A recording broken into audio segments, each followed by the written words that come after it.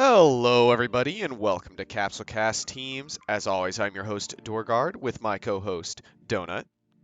Hello. And this week is our final week, and we'll be doing, of course, Team Budokai with our lovely guests, Andy and Leddbelly. Say hello, guys. Was that? Blue. Without further And I ado, felt, you got something to say there, Andy? no, I was just saying, I felt the most appropriate introduction. It's all good.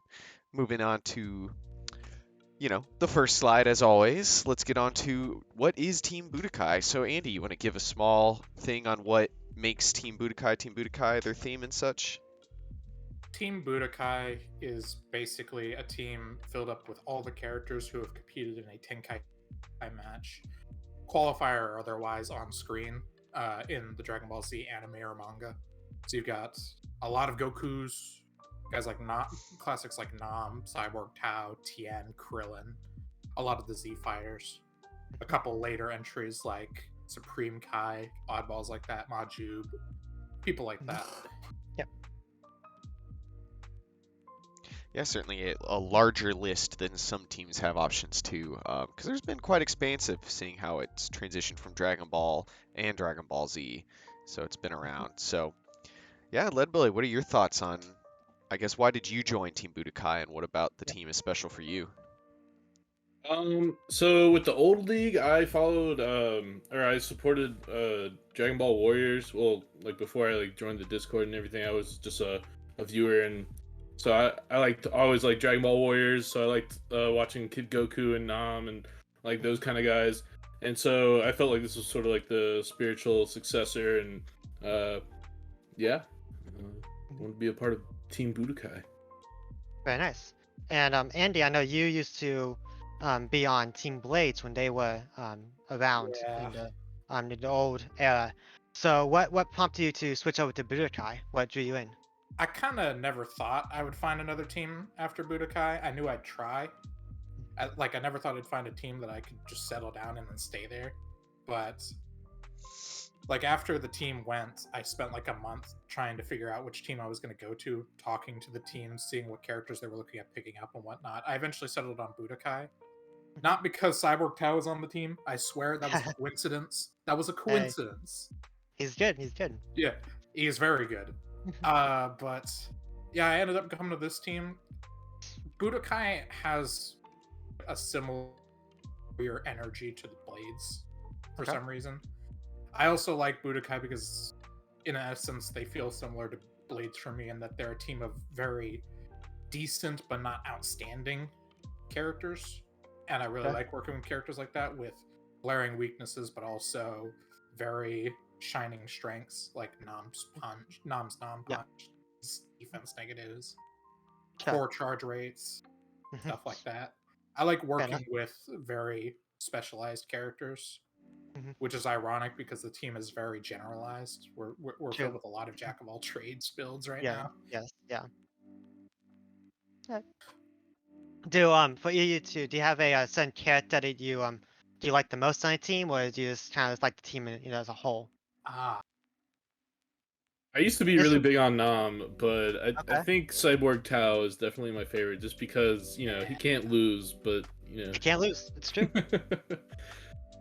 at the beginning of last season, I probably would have said Cyborg Tao or Nam, but I don't think I can pick a favorite right now. Okay.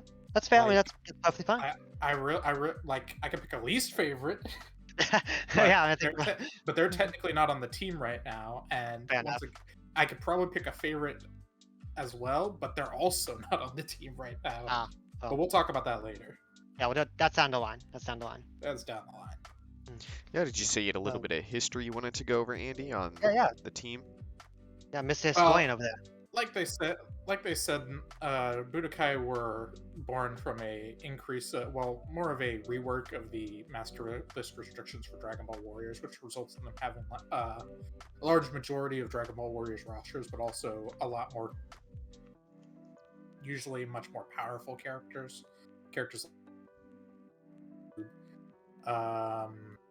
Engoku, Maju. They don't have a Vegeta. Those are the two big ones, I think, actually, now I think about it. Are there any other characters that... Well, you Supreme don't get Kai, I guess. Majub, you get Hercule. Oob. Well, Yeah, it yeah, says yeah. it says Oob on the website, but we actually have access to both forms. Well, I'm not sure, but Regardless, I'm not sure. Either way. Oob is really good too, even if we Oh didn't yeah, of have course. access to Maju. I Yeah. for a while genuinely believed that Oob was better than Maju. I don't now because I was insane. We've seen. But Much has yeah, been pretty well, so. so Proving yeah, it was everyone our on. 2020 was our first season. Mhm. It went pretty well. We went 9-6. We were the second. I think we were third highest win-loss record of any of the teams, or second. I don't remember. Was there a team that was 10-5? Yeah, Hybrids was 10-5. Okay, so third best. Yeah, So you're tied with Namek and Android. like I think we did really well, but part of me likes to believe that we just sort of hit the ground running a bit faster than other teams, and the win-loss record was a bit generous for that reason. Okay. Because once we hit the playoffs, I just found like we really struggled. We just barely squeezed it out versus androids in a match that, as far as I was concerned, ended in a draw, because the match Okay, 3 ended in a 50-50 beam struggle. Yeah. So as far as I was concerned, we basically drew with androids but went through anyway, and then we got absolutely destroyed by Muscle, which came Muscle is good. as no surprise to me. I found that with the team as it was at that point, we struggled against teams like Muscle and Androids who had characters who could output very high burst damage. Mhm. So one of the main things that we were working on this season is twofold: get characters who can take hits better, and also fight fire with fire and get our own characters that can put out that high burst damage. Okay. So yeah, I think that I don't think we really I think we did good last season, but I think that the record and how far we went is a bit generous. Okay. Definitely still really good, but like I feel Mhm. like we had our glaring weaknesses, and I feel like we haven't really fixed all of them, but you just can't fix all of them. But I feel like we've covered our bases a little better this time. The team feels a lot more complete going into the season, even if some of the characters I'm still a bit suspect on. Well, speaking of Okay. the team, do you guys want to get rolling into the members of your team? Yeah, totally. Good. Oh, look at that segue. That was nice. So yeah, starting off, we'll start with Kid Ku, also known as Kid Goku, one of the original members of the team, and probably a long-lasting member of this team. He's got a lot of good stuff, and of course his weak sides as well. Very fast melee. He's been a pretty consistent threat in the season. On moon maps, he can go ape, and he's got the nice benefit of being small, so he's a tiny hitbox, though. He has some pretty big cons and a natural defense -2, having a little bit on the weaker side of B2s, and besides having no flight, he's also more of a glass cannon because of that natural defense -2, because his damage output's been pretty good, but taking extra damage has felt really bad. So, Yeah. Andy, you want to describe Kid Goku to us as your character here? You put it perfectly. Glass cannon. He has to be, I wouldn't say on his A game, but he has to be able to equal his opponent in terms of ability in close or long range fighting, or he ends up just getting treaded over, just walked right over, stomped on. And luckily last season he was on point on a melee build, and like he had his moments where he just got absolutely destroyed, but most of the time he was the one doing the destroying. He went elite that season. He had a 90k performance as well against Resurrected Warriors before the elite came. I think he did 90k 2 weeks in a row, in fact. But yeah, he's a very glass cannon. He does have that X factor of the moon, but generally we find that we just find that the moon transformation tends to be more of a liability in the modern league compared to the old league, because in the old league there was less power body breakers running around, and they were more concentrated on other teams. But now the power body breaking is more evenly spread out. Like, I'd probably be willing to wager that on average a team each has one, and you can't feasibly dodge even half of those matchups, which means that if he goes ape often, it's just he's just going to get wrecked the second he transforms. I also find that his best build is a melee build, and even against certain characters that don't power body break, they can still destroy you if you're if you're on a melee ape build, because your melee is so terrible. Because if they just punch fast enough, or they fight smart, like we've seen, say a woman can destroy a giant if she fights the fight the right way. Where she didn't have Draconic Aura, but she fought against Turles with 2 bars while he was giant and still destroyed him, mainly doing melee, and had no access to her B2s, which was what her whole build was around. And yeah, he is really, really, really good, and generally one of our, I wouldn't say our most potent members right now at least, but he is definitely one of our most reliable. We have like 4 different AIs that we like on him right now. The one we've been using recently in testing has been, well, in the preseason, has been the worst of the 4. So he can only really trend upwards at this point. And I really like his build of just utilizing melee and has a bit of charge so that he can use his B2s. Because his B2s aren't bad, they're just not great. And he doesn't have a great charge rate either. It's just kind of average. Sure. So just using all types of, he makes him do melee better because he has access to more of the things that allow him to do melee, and having access to key allows him to be offensive in different ways by using his B2s. For sure. So, Leddbelly, you said, as a Dragon Ball Warrior fan, this is obviously a character you had access to back then. You know, what is your opinion on him? Has it changed as time's gone on? I mean, I would say my opinion's pretty similar to what you guys have already said. He's a bit of a glass cannon, and like if he can't do his melee game, it's sort of hard for him to find other ways to beat his opponent. Like you saw this past week against Muscle. He basically did no melee, and he was lucky that he hit a couple B2s. Otherwise, he would have just got stomped by Broly. Yeah, I mean, I thought he did okay, like keeping up with Broly towards the end of his fight with him. But I mean, him tagging out into Nam was really what sort of like won us the match there. To be honest, I called that. I called that the day of. I said that's gonna happen, and it was my whole strategy with Kid Goku going against Broly, and it happened. It didn't matter, but it happened. Go ahead. Yeah, but I think that's definitely a good example of like him going up against someone that can just wall him, and like his melee just can really seem ineffective against those kind of characters. So like if he's not on his day, it can be a scary time as a Kid Goku fan. But you know, like we said, he is usually pretty consistent. So I feel, and correct me if I'm wrong, but I feel like Kid Goku is very much of a momentum type character. And I say that because if you don't get on him super early, he has time to get those blast dots up, right? And then he has Active Strike, then he has False Courage, and it's super hard. He's super slippery at that point, right? And his B1 set is probably one of the best in the game. Yeah, it's super solid, right? And he doesn't have for a character who's a glass cannon, he has 2 very good defensive B1s that sort of plug up a bit of the holes in his defensive game. Yeah, and then plus the quick melee. So if you have a slower melee person, let's say like 19 or 16, well, to luck in any hits in, right? It's super hard. He's super, momentum focused. So, and even if he goes 8, which is an up and down, right? He has a bigger hitbox, so he'll get, as I said, glass cannon gets hit more. Not good, right? But in some he loses his negative when he transforms. Oh yeah, I guess that's true. It's true. But you have like the attack +2, defense -1 build, right? So besides that defense minus there, but and for some matchups like 19 or Cell Jr. or early Piccolo, right? It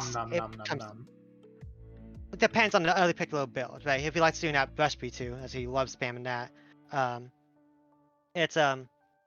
it comes a little bit more of an up and down, more matchup focused than just a plug and play type of character. But I think Kid Goku, this is his kit around his defensive and evasive capabilities is what makes him such a solid threat, like easily top 15 character, in my opinion. If that thing moves, definitely. Speaking of after image strike and false courage, there's a transition for you. There's a segue.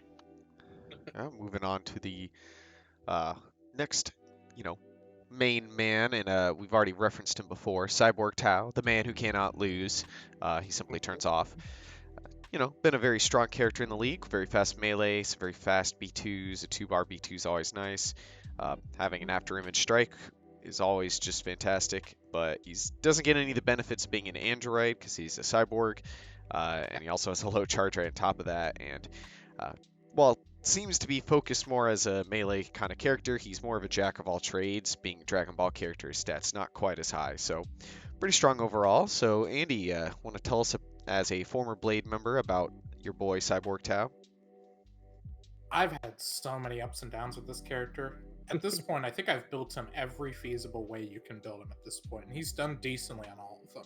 So Jack of all trades is a fair assessment. Spam, I've built him on melee. I've built him on melee with spam. I've built him on spam with melee, and I've built him on defense this offseason. So I've officially hit everything. I think the only place I haven't gone is a Super Plus 2 or Super Plus 1 nuke style build. But Yeah. I think that's that door. I think that door is best left alone. Because I that say chart- with the that's right. Dodon, right? yeah, but Maybe. he's really good. I really like working with him because Yeah. he can do pretty much whatever is required of him with enough effort, and he doesn't require too much effort because his melee is fast, so he doesn't often get blocked out of his melee combos if he's at least somewhat competent. His B1s cover him very well because they're very defensive, so it gives him a air of survivability. And Dodon Ray is one of the best 2-bar B2s in the game. I like up there with, well, not up there, but like the only ones I would say are better are like ones like the really good volleys, like Maju's volley, ones like those, and you know Gohan's Masenko / Super Kamehameha. Yeah. But like, and then Hidden Blade is one of the highest damaging 3-bar B2s in the game. Like it does nearly 8,000, and it tracks, which means it actually has a surprisingly good hit rate, or at least when it doesn't hit, you usually stun them and at least cost them some of their key or maybe break their guard. I find that he doesn't clash off it all that often, which like for a move like that, you would think that it would cause a lot of clashes. But True. Cyborg Tao last season actually was, I believe, despite being on a spam build with Power of Rage, our character who clashed the least of any character. Well, he tied for the least amount. Yeah, of tied with clashes. Nam. Yeah. He tied with Nam, who also has a tracking rush B2. So what the That is- heck?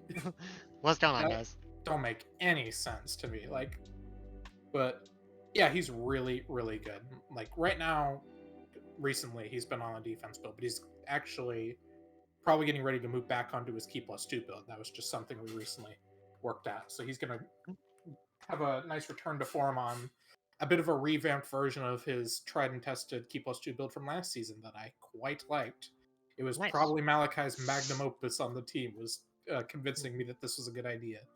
Because I was always convinced that a super minus on Cyborg Tao would be really, really bad, and it was super good.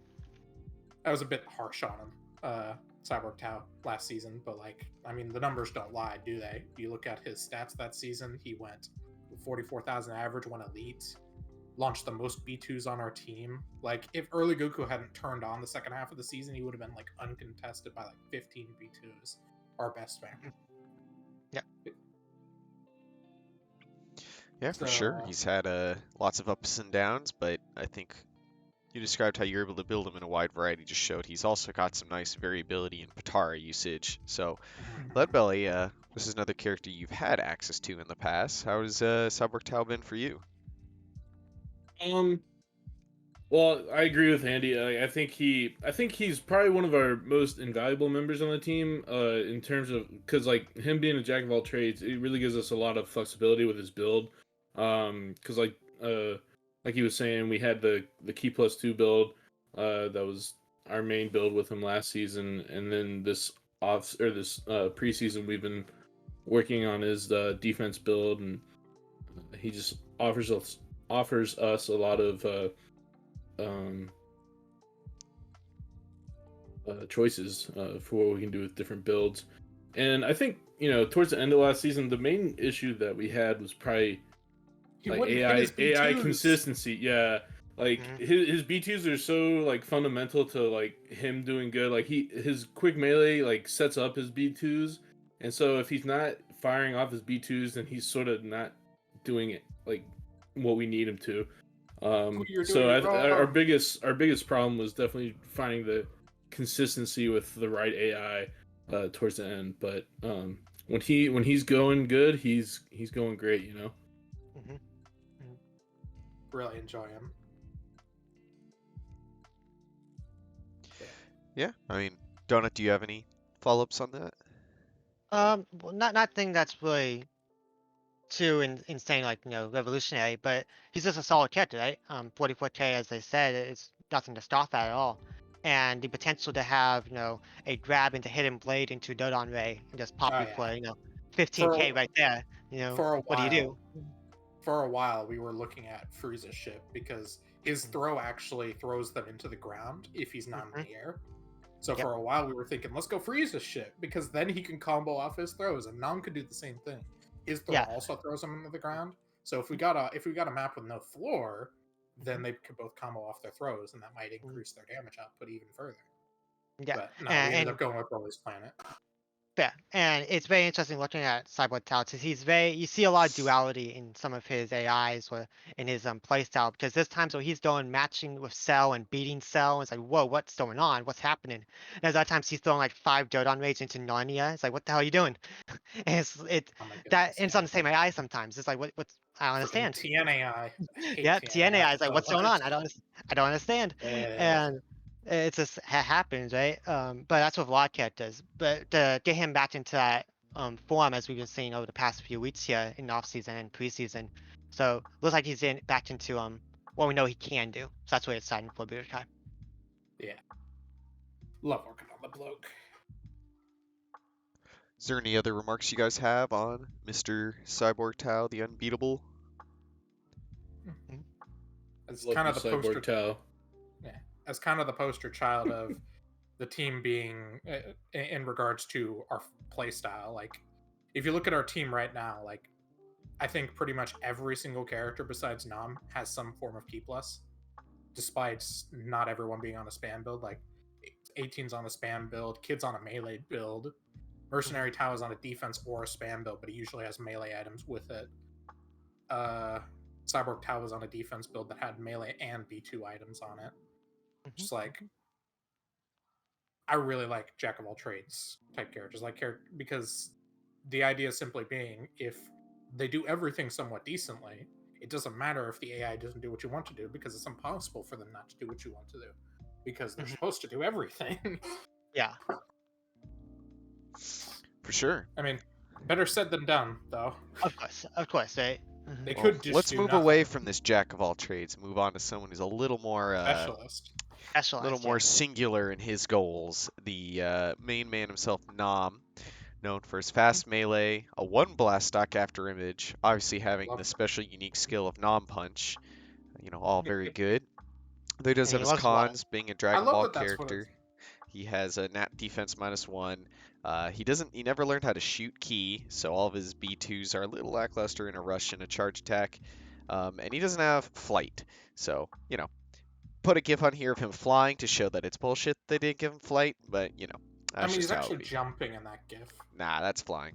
It's That's him infinite. jumping to do The the gift cross-arm repeats, dive. it's infinite. It is, but it's all good. But So yeah, Andy, this is obviously remember boy you've over here? liked a good bit. He's been quite crazy as the seasons have gone on. I love that move is called the Nam Punch. Like, I know he wasn't actually the only character who had it in the base game, but like that's what it is, because like he was famous for it, and even in the old school, like season 4, 5, 6, like it was the Nam Punch. Just like he could at will heavy finish, and heavy finish is one of the best combo extenders in the game. At the cost of his Rush Blast, like totally worth it, to be honest. It gives him more options than any other character in the game in terms of what he can do in close range. And it's really, really good. And his one blast stock after image, once again, like we were talking about with the after image strike and false courage on Kid Goku, adds a bit of defensive solidity to kind of counterbalance his defense negatives. And his B2s, well, his rush is kind of who cares, and cross arm dive is quite is that what it's called? His charging move. Cross arm attack. It's cross arm attack. Yeah. His cross arm attack. Well, it's expensive. It does quite a good chunk of damage, like 8,000. Yeah. And AIs can be quite stupid and fly into it, or dragon dash into it, or just stand there. Yeah, or I'll try launch to a block B2 it. at Yeah. it. But yeah. Have you ever seen someone block I've seen people It's- attempt to block it, it? but that That's way great. Yeah. it doesn't work out too well. Not But you know, Nam at his best can Mhm. just can, as he's shown in the past, just run through entire teams with his melee because there are just things he can do that other characters just can't do. Like all the other characters you think about that have access to the Nam punch, like Fidel's melee is weak. She also has a defense negative that is even greater than Nam's. Ader's melee is really slow. Hercule's melee is the second worst in the game. Like, there's not a lot of characters who have access to this unique tool who are also combined with very fast melee and not bad melee damage to boot. Because they either have one or the other. Their melee is too weak or it's too slow to utilize the non-punch to make them just a full-on melee character. Instead, it's more of just a tool that they pull out that just makes them. It allows them to get themselves out of a pinch. Like when they can take over a combo heavy finish. You know, Ader's a good example. Backflip into back up and then just Ader attack or something like that, and do a ton of damage off one button press. Yeah, for sure. I Yeah. non punch you, and then I do my charging move, and you just took 9,000 damage because I decided to punch you. yeah, So good. nice counterplay, right? Yep, that was really good. He was being a little dicey in the off season, but and like I think at the start of the preseason we were kind of thinking he was the one on the chopping block, but past 2 weeks performances, man, I don't know who's going on that bench this season now. I've got no clue. Like maybe just swapping in and out, right, as needed. Three Yeah. viable option. And this is another character, Leddbelly, you've had some history with as well. How would you describe the Nom man himself? Yeah, Nam is very hit or miss. I find like he's either awesome or he is just very meh. But I mean, I know we have on the thing one of those cons is like the lackluster B2s, but I quite like his B2s. When he's doing his melee game all right and setting up into his rush B2, I think he does pretty good. And I love the cross arm attack. I know it costs a lot of ki, but it's just you can't block it, and he hits with it more often than he misses, I think. And I mean, I like you said, it is one of his bigger cons is that he is so melee focused, so it's sort of hard to build around him because you have to dedicate like an attack Batara to him. Well, not necessarily, I guess, but you have to like really emphasize his melee because that's all he has. So it's like sort of the opposite, like with Cyborg Tao, where we can, mess with him Go down and whatever avenue we want. yeah, exactly. Like mold him to what we want for the team. But with Nam, you have to work around him.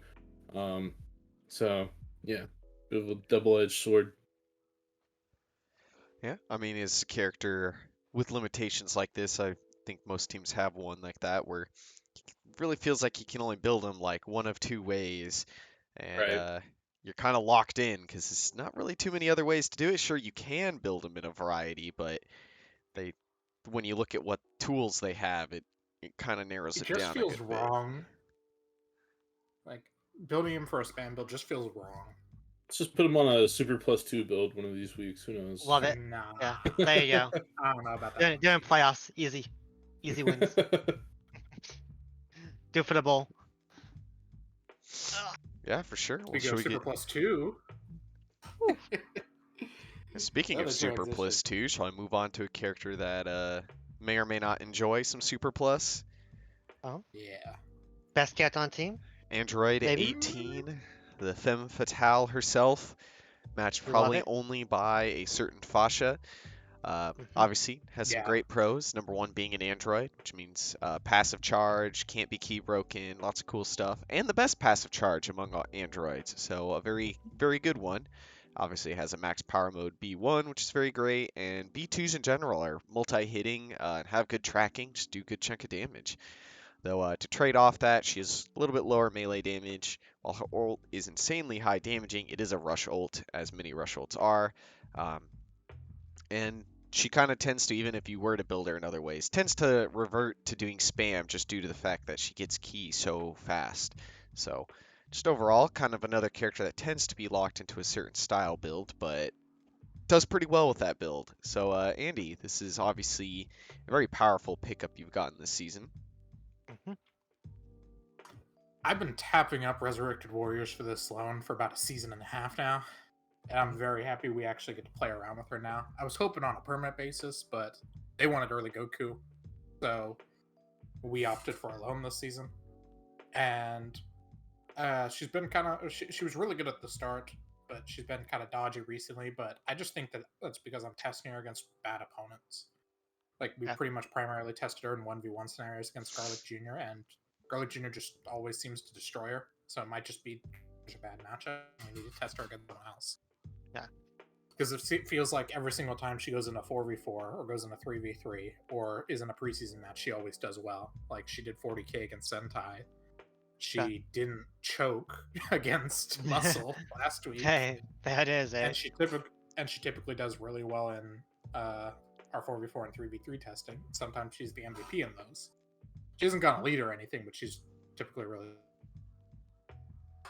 Yeah, I quite like her. She is kind of the antithesis of Nam, that she's a B2 specialist, but she was what I was talking about, where like I felt like we needed a lot more burst damage, and like you were talking about with her ult. Like, yeah, it's a rush ult, but it does tons of damage, and the rush ult at least tracks, so it can force clash scenarios, which she could win, which results in her doing 3,000 to 4,000 extra damage, and maybe she attempts a B2 or a Sadistic 18 straight off after the clash, which results in loads of damage. Her B2s typically have a high connection rate. I find that she's been missing a lot lately, which has me worried, but at least they almost always partially connect. And while they might not be too high in damage, that's what the Super Plus 2 is for, because the key minus doesn't hurt her too much because she's an android, and also because she has the best passive. So, and that max power mode B1.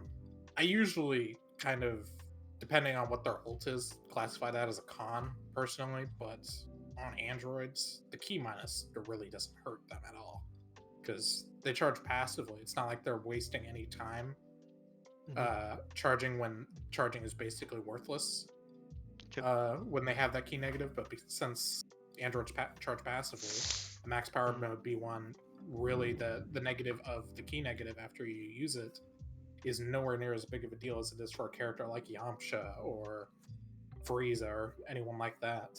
So 8 and 18, the only two androids in the game who have max power mode B1s, should be utilizing it to a certain degree in their building, in my opinion.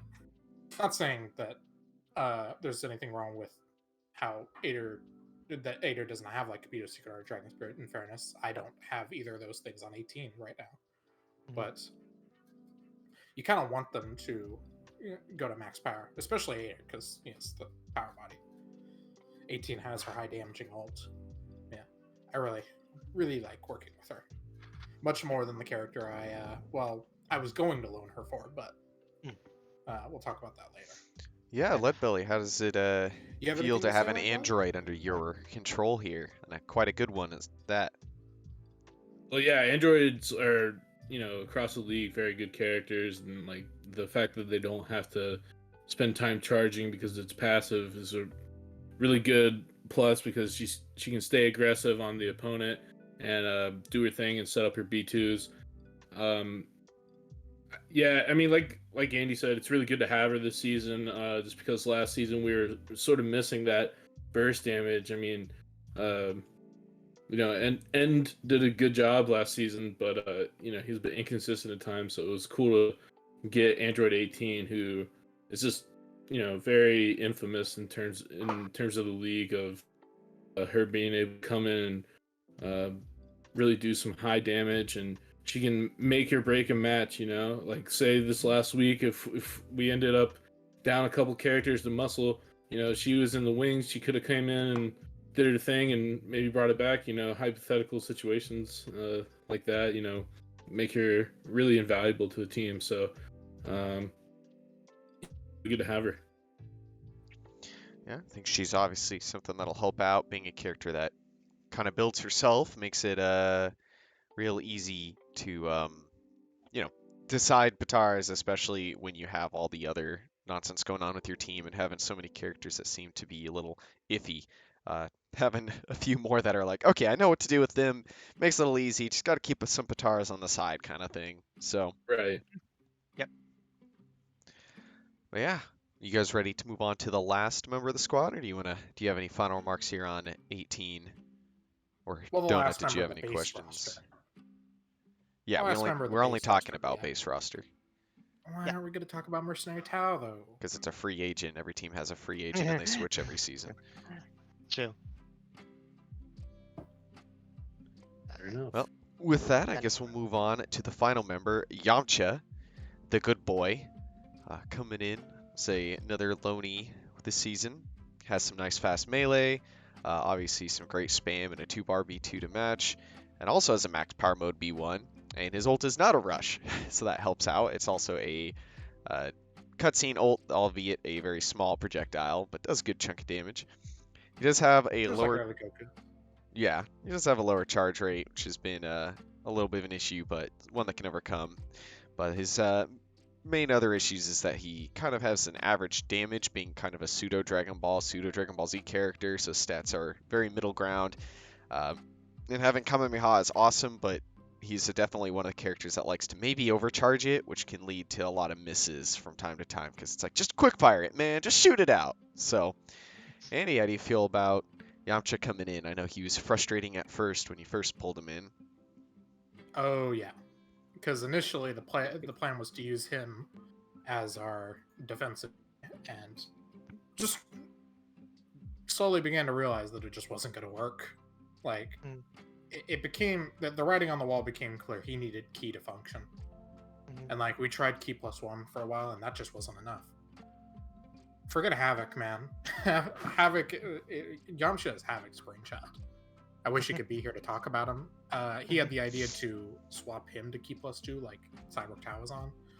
Essentially put him on a key +2 Dragon Power build and made him incredibly aggressive and surprisingly defensive as well, because he forced a lot of clashing scenarios. And Yes. DP against anyone that doesn't have DP, even against Power of Rage Rush B2, is almost a guaranteed win. I've noticed. Like, you don't even see Power of Rage Rush B2 beat full on Dragon Power all that often. Yeah, I want to say So- it's like 90% chance to win with it. I believe Yeah, sometimes it's really yeah, high some- up there. Yeah, it's ridiculous. So being able to weigh the odds incredibly in our favor in an area that I am notorious for really, really, really disliking. I really don't like high-speed clashes. Teams like Sentai Squad frustrate the hell out of me. Teams that run a bunch of clash plushes because, man, I just don't like. There's enough RNG in this league. I don't like things that are flat out RNG. That's why I felt so bad when we beat androids with a beam struggle. Yeah, friggin' Damn. one infamous moment where friggin' early Goku lost 4 clashes in a row to Evil Boo, and it was basically the reason we lost to them. When it was base versus base, just clashes frustrate the hell out of me. So having him on DP where I basically don't have to worry about it is just glorious. And every single time he wins, he does 4,500 to 5,000 points of damage for free with basically spending no resources. And then if he has 2 or 3 key, he can be off of it, which he is very fond of doing. Sometimes he follows it up with an ult.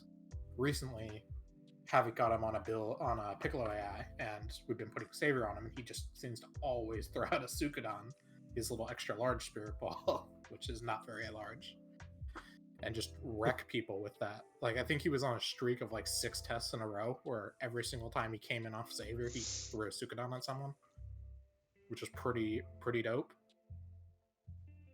But yeah, much like he's kind of in the same boat as Cyborg Tao in that he's got fast melee, he's got good B2s, a cheap B2, and just is very good in all the areas.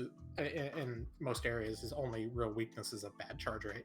And his charge rate isn't even that bad. Like, in comparison to Cyborg Tao's is really bad, but his is just slightly below average. It's like 8.5, and average is about 8 seconds, so yeah.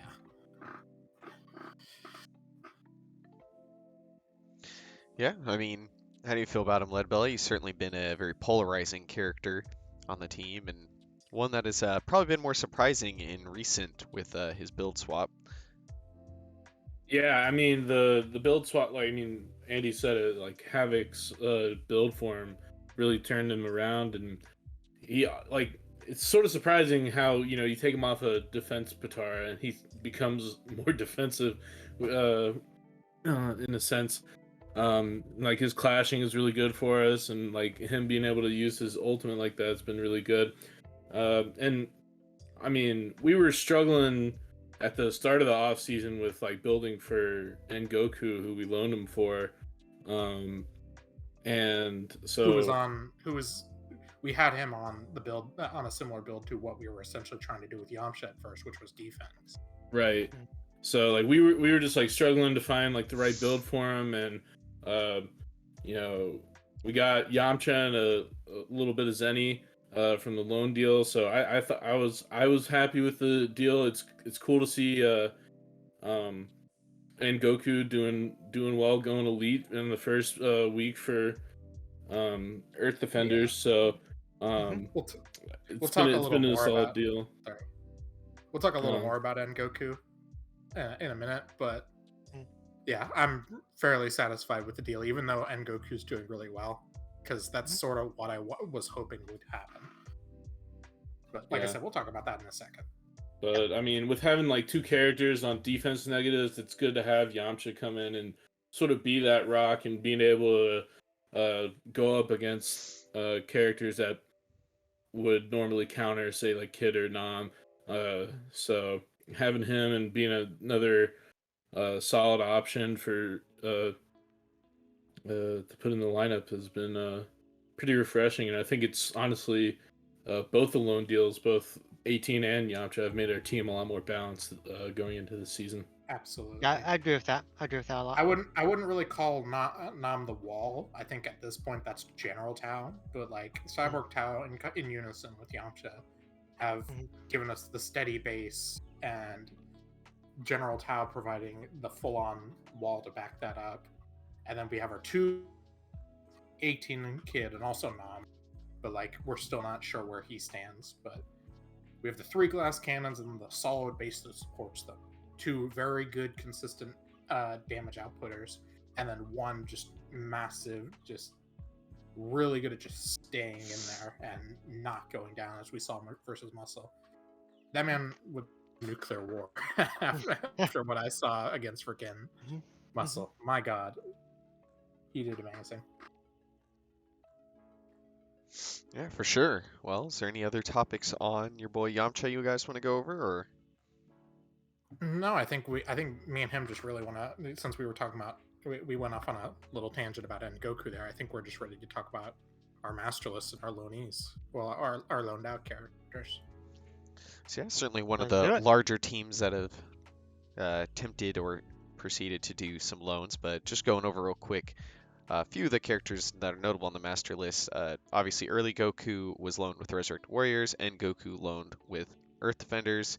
And there are more than a few open characters that are on the list here if they wanted to just drop and pick up, including Chaozu, Early Piccolo, Master Roshi, and Videl that are just free agents right now and floating around. So, yeah, Andy, you want to take it off on your whole loan escapades? I'll talk about the loans in a second, but I will talk about the open and even the closed characters real quick, and that is simply, I really like our master list, and there's not, other than one character. I think you know who, DoorGuard, because you hate him just as much as I do. Bobity's not on There's this really list.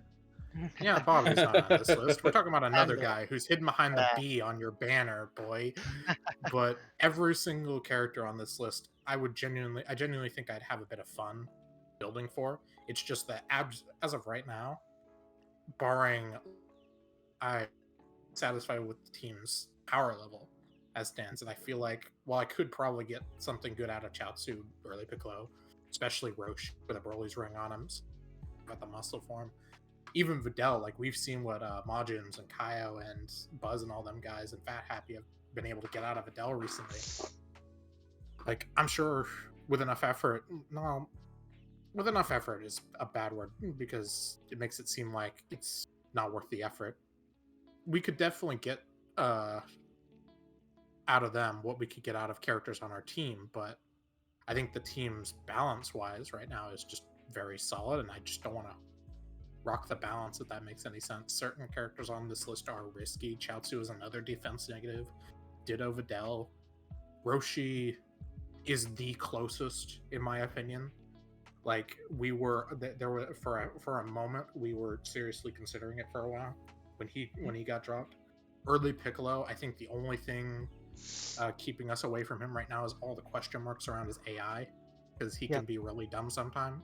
Yeah. Like, we were testing him at the beginning of the off season, and we were getting good results out of him. It's just there's always question marks over him until he has one really good season where he's consistent. Not even good, just consistent. That's the hardest thing with him. Supreme But Kai sure.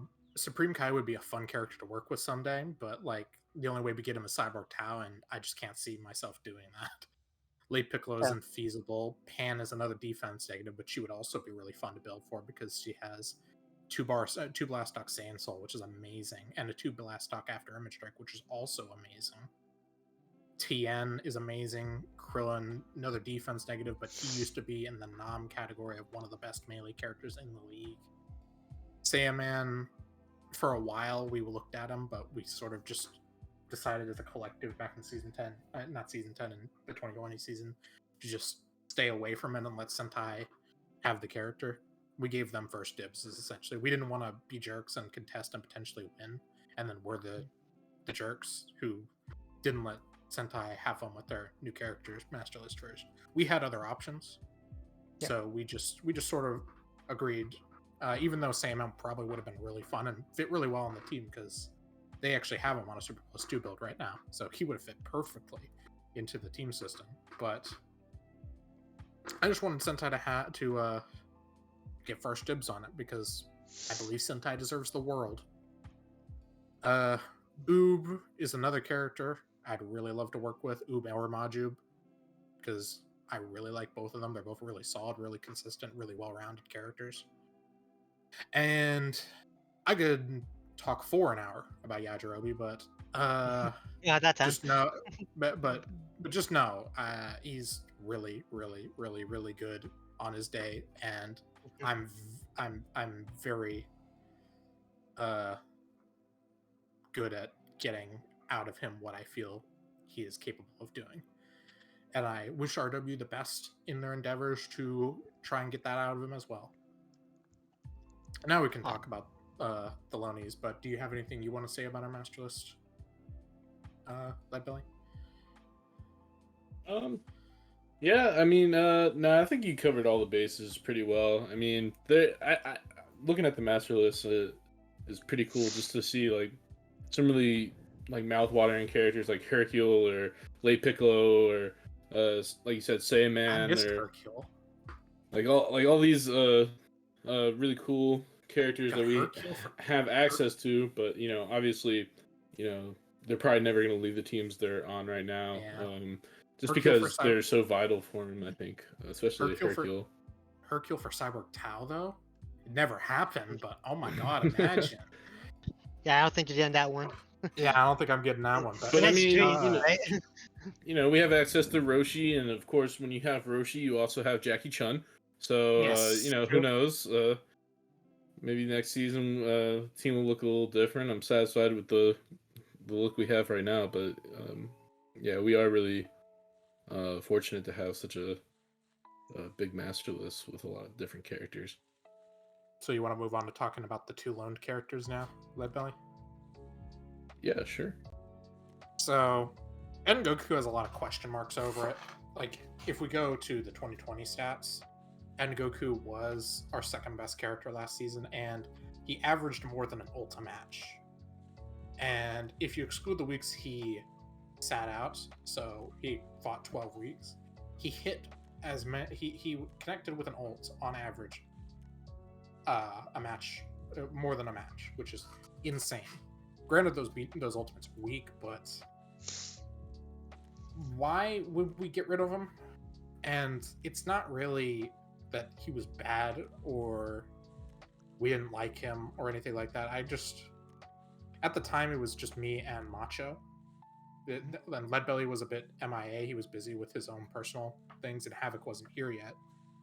And personally, Goku, it wasn't that Goku was even frustrating me, because I probably could have just put him back on his little Key +2 Savior build and gotten a similar result out of him. It was more so Goku just kind of bored me to build for. Like, I know that sounds really mean, but I'd sort of figured out what I wanted to do with End on the 2 forms we had available for him, and it just really didn't interest me anymore. Like, I found that his build style was kind of linear, and I feel like other teams might be more adventurous with him, and he is a very good... And there are other characters I've wanted to play around with for a while, like Android 18. With the benefit of hindsight, if we had waited, I think we would have tried to trade 18 for Goku. I don't know how that would have went over, but yeah, Goku is a character that we really loaned out just because I think we wanted to get a fresh perspective, let someone else work on the character, and also potentially with trades and loans being a thing now, just let someone else work on him and get something out of him, and then potentially move him on, use it as a means to an end, and move him on to a team that wants to utilize that skill set better than we can or want to. Because I don't want to just... I don't want to put him on a build that doesn't get 100% out of him, and I don't want to say disrespect the character by refusing to utilize him to his full potential. I know, man. And Goku kind of an elite character now, right? You guys might be he's really missing out on pretty good. something. Well, really like we were good. saying, it's He's like amazing. we're happy I to just- see him doing so good, because Yeah, it gives of us course, an of idea course. if he comes That- back on loan next season. So That's my feeling. The better he does, the more happy I am for ED, and the more happy I am for us. Because the better he does for us, we could potentially leverage that to trade him for a pretty good character next season if we're still not interested in working for him. But we could change our minds for all we know. Yeah, As so of hey, right we now, want- yeah. as of right now, my mind is still set on looking at a permanent deal to see Goku leave the team, and I won't lie to you and say that part of it is due to the fact that I don't want Team Goku to return. But Yo, best team though. What do you mean? I don't like that. Yeah, I got you. I won't lie that it's not a partial influence, but it is also just because I think his best builds are the Key +2 Savior ult spam build, or the Defense +2 Savior build, which he has utilized in the past. Yes. Not just on Budokai, but on other teams as well. But I feel like the latter just doesn't utilize him to his full potential, and the former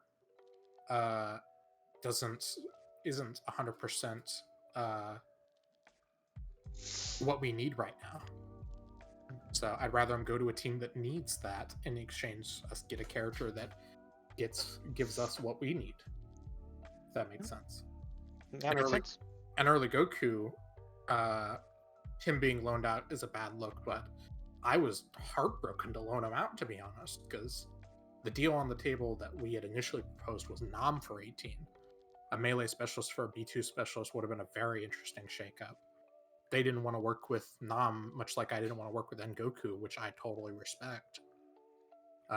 They approached us with early Goku. They had been testing him for a while, because we had been talking about an early Goku, early Piccolo trade maybe at the time. In between all that, though, we had began testing early Goku on a melee build, and he had turned into a monster. Like, he was, not like Donut can attest, he was going even with guys like Cell and 17 on a regular basis. Spamming his solar flares and Kaiokens, doing great melee, utilizing his B2s a lot better, because like when we got him on his little defensive spam build last season, once we finally found something for him, like, yeah, he spammed 45 B2s last season, and pretty much, if I recall correctly, 40 of those are from the latter half of the season alone, because he basically launched no B2s the first half of the season, which is crazy when you think about it. but he only hit 16 of them. He has one of the worst hit rates of any character in the Yeah. league. Pretty But bad. when we switched into melee, he had access to a lot less ki, and he was a lot more strategic and smart with his placement of his B2s. Like his Kamehameha is always gonna have instances where it just misses because he charges too long, but he wasn't launching Kaioken attacks at long range anymore. Like he was doing throws into Kaioken attacks. He was tagging in and instantly Kaioken attacking, which I just love to see. Kaioken was providing him with a nice global boost, but more so we like to see him pull off solar flares and get in like 8k combos with this attack plus 2 melee damage. And he'd run Savior, hit, and much like Yamcha, was consistently spirit bombing Cell and 17 to another world. But when the deal was approached, early Goku for 18, like even though early was so good, like you could look at it as with early Goku, like on paper he's probably not as valuable as 18, hence why we paid Zenny for the deal, but like that was a deal that was too good to refuse for us. Trading one of our melee guys for a B2 guy was what we wanted. They could they get something good out of early Goku. We'll get him back again next season. We can look at another deal to get another character like 18. Yeah, of course. And yeah, they get a really good character. We get a really good character. We got a very generous Zenny price added on to it, because had early Goku we not done the testing we did and not had him on a build like that, we probably would have been paying upwards of 3, 4, 5 Zenny for 18, and then we wouldn't have gotten General Tao. We would have maybe not even considered trading Yamcha for Goku, because we sort of did that to get us enough Zenny so we could get a General Tao-esque character. But yeah, the two deals and how wildly different they are. Early Goku we traded begrudgingly because we felt like 18 was a better fit for the team, and then Goku we traded away just to give a fresh perspective and let him live his best life, if you get what I mean. Is a testament to the loan system. I really wanted to play around with the loan system when they implemented it, because I thought it was a very interesting mechanic to add to the league. It added a lot of depth and a lot of flexibility, and allowed people who wanted to work with certain characters that they never really had a chance because they were locked on certain teams and they didn't want to really abandon teams that they felt great attachment to. Well, now they have the chance to work on those characters. So For sure, and I think this next season a lot more people will probably experiment, but some people didn't get too much opportunities to try out before, how much new changes happened in the 2020 season. So it only makes sense that people need a little bit more time before going too hard into the whole system. So yeah, I think the loan system is with the league. The league is kind of begun to get a bit. It is slowly over time gotten more competitive. I think that the loan system is a very for fun idea to implement. I think that it's very good to add a bit more lighthearted fun of, I wanted to work with this character, because that's a lot of the reason why some of us chose the teams we chose to be on, because we like these characters and we've always wanted to work on them in the league. yeah, for sure. Is there anything you wanted to add, Leddbelly? I just wanted to touch on like the Team Goku thing. I think a lot of the reasons why we wanted to get or trade for 18 and Yamcha were part of it was because we're Team Budokai, not Team Goku.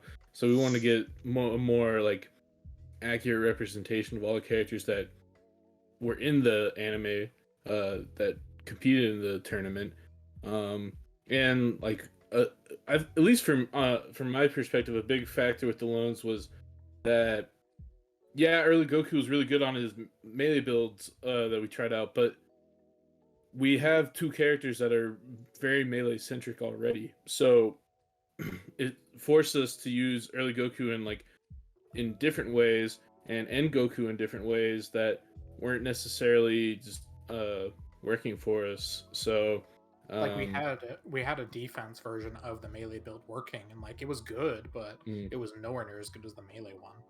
right. So like trading these guys, as much as good of characters as they are, trading them is what really set us up to be a more balanced team going into the season, I think. So It wasn't Yeah. a trade. It wasn't really a trade up or a trade down. It was more of a trade X for Y. We needed a different type of character. Yeah, right. makes sense. Yeah, just ones that fit your composition better, or things that fit your playstyle, your mindset better, right? So it works. Sure. Was there any final topics you guys want to go over, or should we get closing out this episode? Something that I was gonna say about loans, but I'll let Leddbelly say what he was gonna say first while I try and think of it. I was just gonna say Cyborg Tao is awesome. Join Team Budokai. Join Yep. the Discord. Yes, do join the Discord. It's quite fun. Yes, But yes. You can talk to all us there, and we can chat about Budokai or whoever. my big message about the whole loan discussion is loans are really fun, and I really think that everyone should look at them more next season, because I think that they add a new element of fun back into the league that I felt was needed when some people, me especially, a lot of the people who know me know that I'm very uber competitive in this league. Adding that new fun factor back in the league was very refreshing for me, and I've had a blast working on Yamcha and 18 despite the ups and downs. And I'm very happy for our characters doing well abroad. Early Goku did pulled 60k last week, and Goku went elite in his first week. Very happy. Yeah, and like the thing that I love so much about loans is the fact that it is like a temporary thing. You know, you're not like Resurrected Warriors did not like just get rid of 18. They loaned her out, so like she's gonna be able to go back if they want her next season. You know, Loans can vice versa. You know, loans so can loans can also be used as a tryout essentially yeah, for exactly. a future trade deal. So like if early does really well for them, and 18 does what we want for us, maybe not to the same degree as early does for them, they might come back to the negotiation table next season and say, we're really happy with this deal. Do you want to make it permanent? And then there'd be some serious questions to be asked of us, because I don't know how I feel about that right now. Yeah, so I mean, like, I think it's a great option for like teams if like you have a specific character or an area in your team where you think there's a weakness. Loans give you an option to not necessarily like make a permanent change that you might regret later, but you know, it gives you a chance to look at different options and try builds with different characters um like Andy said, it's just a fun time because you get to build for your favorite characters, you know. It's a great way to beta test a revamp of the squad, and it's just really fun to experiment with other teams' characters and give them a fresh perspective, much like they do with yours. Yeah, for sure. Well, with that being said, this has been Capsule Cast Team's Budokai edition. As always, I'm your host, DoorGuard, with my guests Andy and Leadbelly and co-host Donut. In the description down below, you will find links to the website, which has all the information on Team Tara's, the schedule, what's going on, the Discord, where again you can talk to all of us and all of that fun stuff, and of course the Twitter if you just want to get some minor updates from time to time. So with that, hope you guys had a fun time watching. Feel free to say goodbye, everyone. Sorry it Yeah. took so long for ours to go up, guys. See ya. All good. See you. Adios. All right, bye bye.